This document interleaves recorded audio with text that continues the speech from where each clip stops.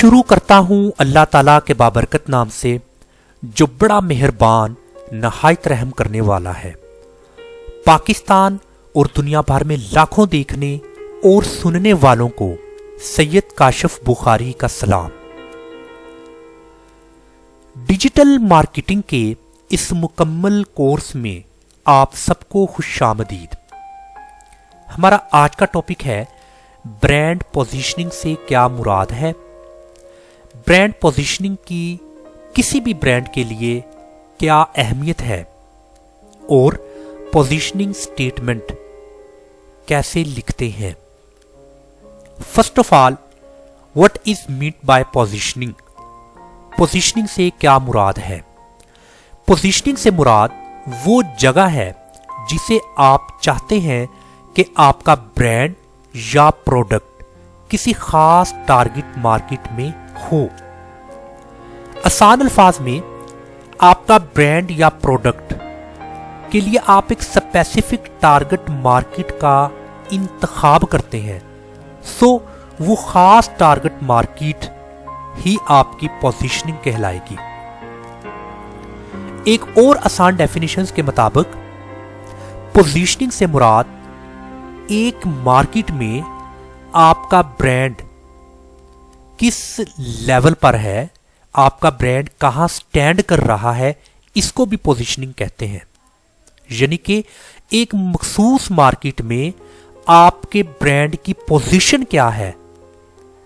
क्या वो top level पर बैठा है आपका ब्रांड, या आपके ब्रांड की पोजीशन बहुत डाउन है, या आपके ब्रांड की पोजीशन बहुत हाई है, या आपके ब्रांड की पोजीशन एक मॉडरेट है।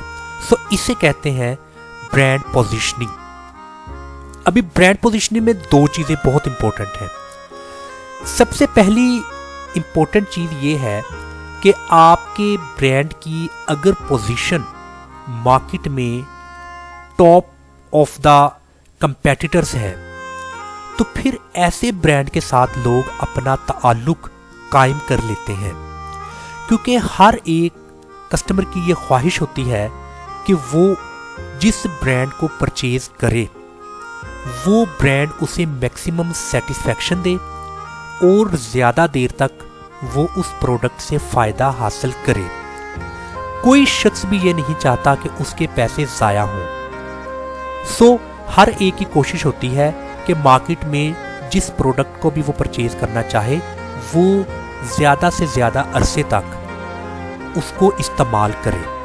सो एक अच्छा ब्रांड जो क्वालिटी के लिहाज से बेहतरीन है, और जब ऐसे ब्रांड को लोग परचेज करते हैं जो उनको साल साल फायदा देता है, तो फिर कस्टमर ऐसे ही ब्रांड के साथ अपना रिलेशन क्रिएट कर लेता है। सो वो ऐसे ब्रांड के साथ हमेशा के लिए जुड़ जाता है। सो ये चीज़ आपकी पोजीशनिंग को डिफाइन करेगी कि ये बेसिकली आपकी पोजीशनिंग है। इसी तरह एक नया ब्रांड जो कि मार्केट में न्यूली लॉन्च होने वाला है या मार्केट में लॉन्च हो रहा है, सो ऐसे नए ब्रांड का मार्केट में बेहतर पोजीशन कायम करना बहुत ज़रूरी है। सो अगर पोजीशनिंग की बात की जाए तो नए ब्रांड के लिए बहुत इंपॉर्टेंट है कि वो टॉप ऑफ द पोजीशन खुद को मैनेज करे। अभी वो तभी मुमकिन है जब वो एक 100% क्वालिटी दे, और कस्टमर्स का समटाइम ये ज़हन बनता है कि एक नए ब्रांड को भी चांस दिया जाए। सो वो एक न्यूली लॉन्च्ड जो ब्रांड मार्केट में आ रहा है, सो वो उस ब्रांड का एक्सपीरियंस करते हैं कि हम ऑलरेडी इस ब्रांड के साथ तो जुड़े हैं, क्यों ना हम एक्सपीरियंस करें इस नए ब्रांड का। सो फिर कस्टमर एक नए ब्रांड का एक्सपीरियंस करना चाहता है कि आया कि क्या ये मुझे मज़ीद सेटिस्फाई करेगा, क्या मुझे इससे मज़ीद फ़ायदा मिलेगा। तो फिर न्यू ब्रांड के लिए अपनी पोजीशन को कायम करना बहुत ज़रूरी है।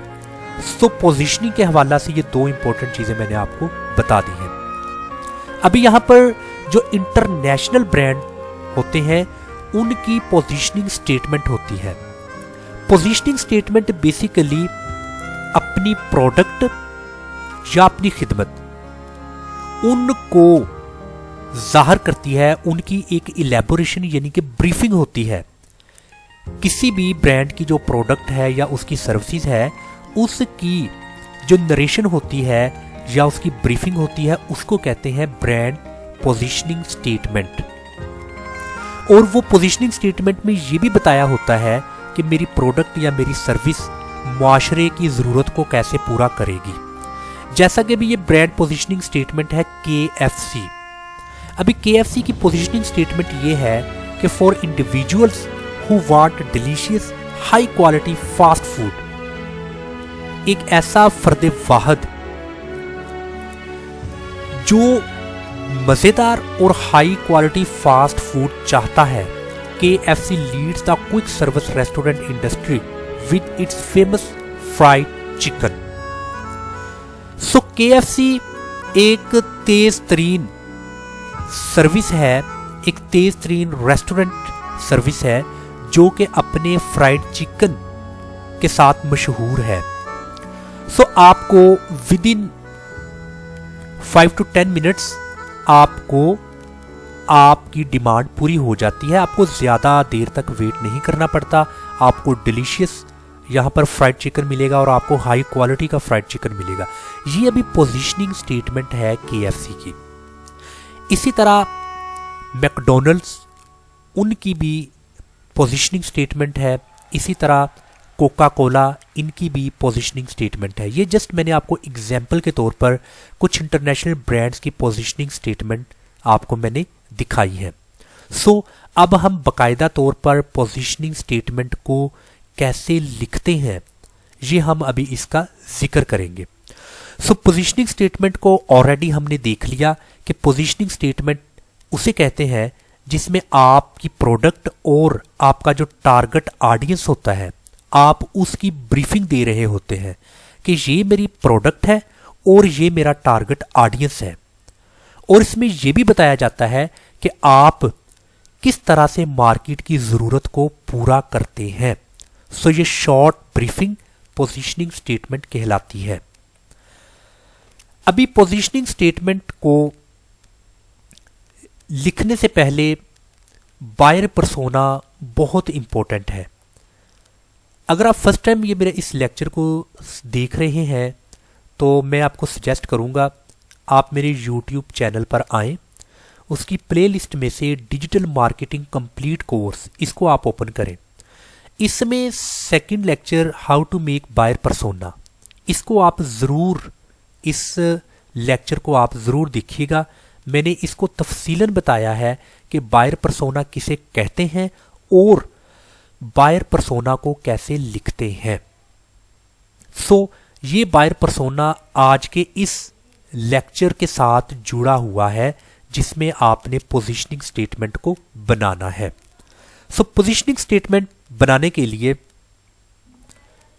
सबसे पहले आपने इसका आंसर करना है, डिफाइन योर टारगेटेड कस्टमर्स। सबसे पहले आपने अपने टारगेटेड कस्टमर्स को डिफाइन करना है कि आप का टारगेट कस्टमर कौन सा है। क्या आप बेबीज को, स्मॉल चिल्ड्रंस को टारगेट कर रहे हैं? क्या आप स्टूडेंट्स को टारगेट कर रहे हैं? क्या आप लेडीज या जेंट्स को टारगेट कर रहे हैं?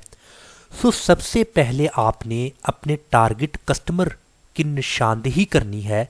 आपने इसको राइट डाउन करना है, लिखना है कि ये मेरा टारगेट कस्टमर है।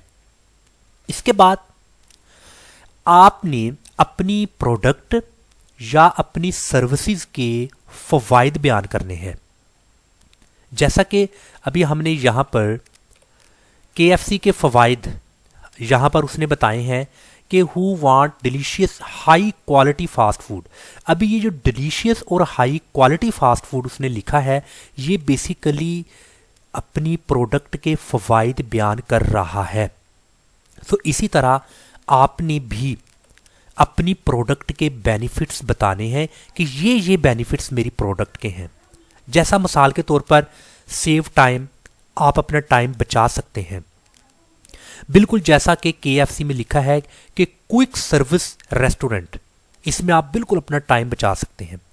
इसी तरह सिंपलीफाइज बहुत आसान है। मेक मनी, आप मतलब कि अपनी अमाउंट्स मज़ीद बना सकते हैं।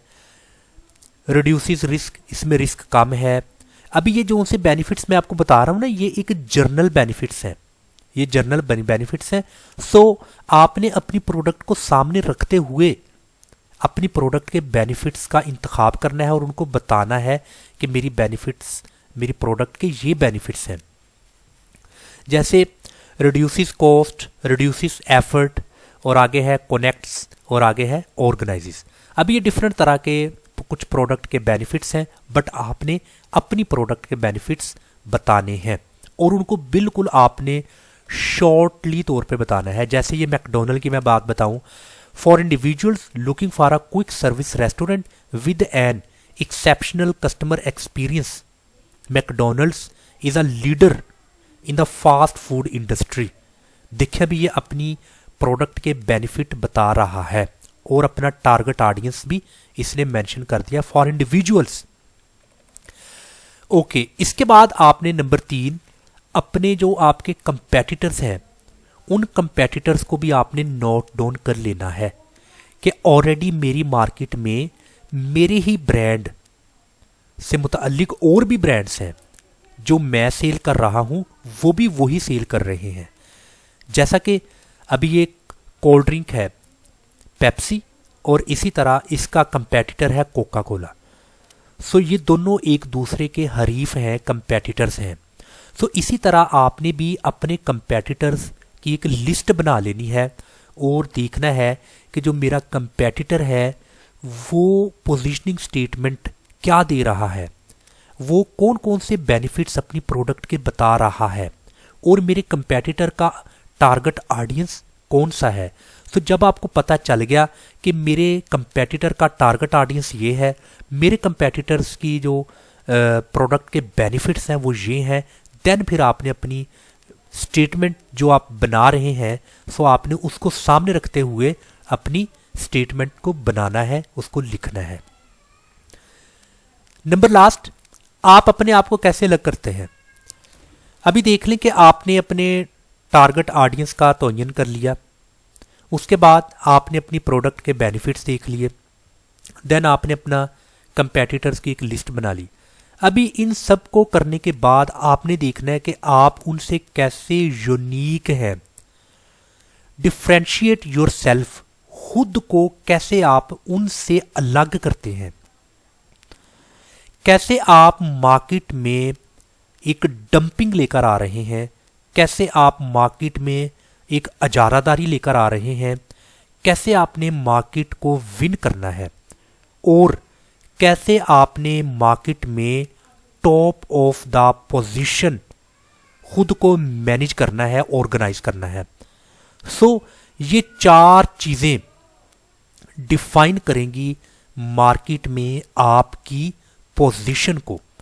सो ये 4 बातों का आपने ध्यान रखना है। मैं इनको रिपीट कर दूं, आपने पोजीशनिंग स्टेटमेंट जब लिखनी है उससे पहले आपने बायर पर्सोना जो लेक्चर नंबर 2 है इसको आपने अच्छी तरह से देखना है। ये बायर पर्सोना आपको इजी कर देगा ये 4 तरह के क्वेश्चंस में कि आपका टारगेट ऑडियंस क्या है, कौन सा है, आपने अपनी प्रोडक्ट या अपनी सर्विसेज की बेनिफिट्स को एक्सप्लेन करना है, आपने अपने कंपेटिटर्स की लिस्ट बना लेनी है और फिर आपने देखना है कि मैं कैसे यूनिक उनसे बन जाऊं, मेरे पास क्या यूनिक ऐसी चीज है जो औरों में नहीं है। तो ये आपको फिर आपके ब्रांड की पोजीशनिंग स्टेटमेंट लिखने में बहुत मुआवन साबित होगी। सो मैं उम्मीद करता हूं आज का लेक्चर कि ब्रांड पोजीशनिंग से क्या मुराद है, ब्रांड पोजीशनिंग की अहमियत क्या है और पोजीशनिंग स्टेटमेंट को कैसे लिखते हैं आपको समझ आ चुकी होगी। इंशाल्लाह ताला इसी ब्रांड के मुताल्लिक नेक्स्ट लेक्चर आपकी खिदमत में लेकर बहुत जल्द आऊँगा। तब तक के लिए इजाज़त। अस्सलाम वालेकुम वरहमतुल्लाहि वबरकातुहू।